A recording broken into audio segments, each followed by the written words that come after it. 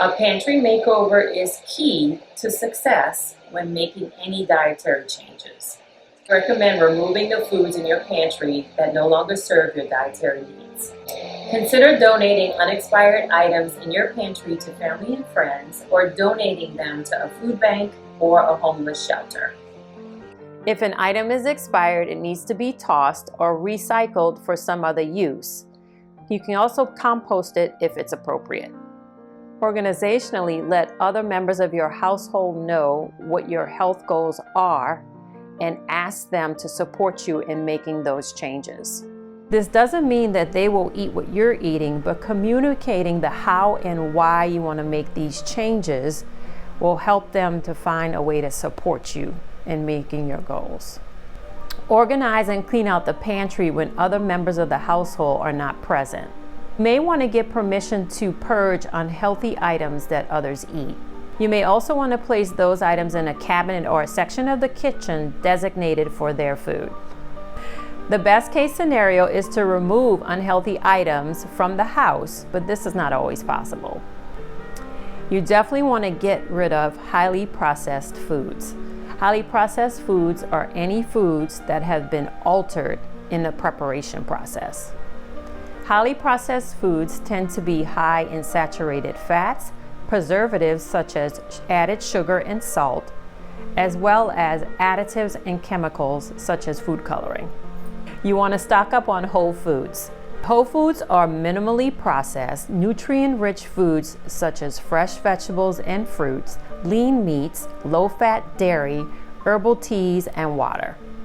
Choose healthy oils when cooking with the least amount of saturated fats such as extra virgin olive oil, avocado oil, flaxseed oil, and coconut oil. Some easy ways to implement a meal plan is to create a menu.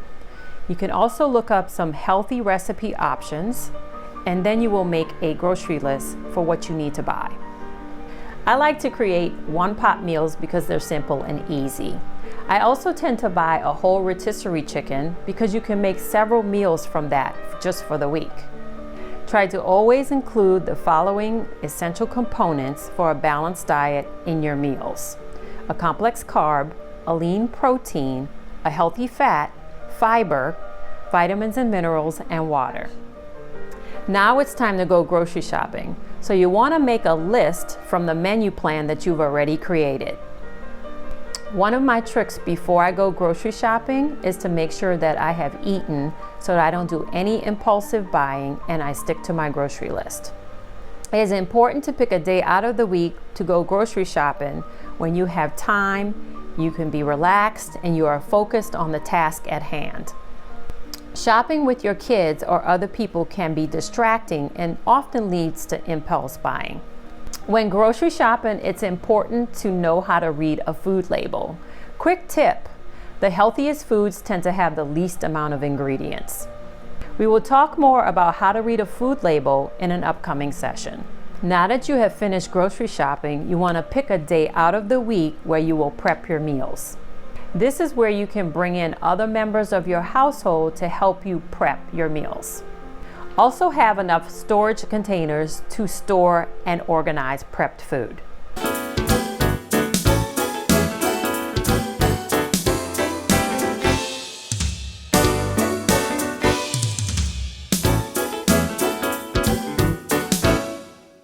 People just get in your head. For instance, people get in your head. Well, yeah, are they like, Ma, don't throw out my cookies, or don't throw out the cookies? Especially kids.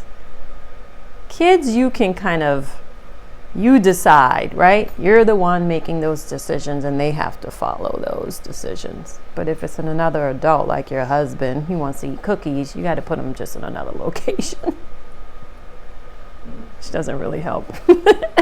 Well, if he respects your decision and honestly, he's supporting at the end you. of the day, it doesn't matter what anybody is or isn't doing. At the end of the day, it's up to you. Oh, absolutely, but it does help. Blaming other people because they're eating shit in front of you is a cop-out.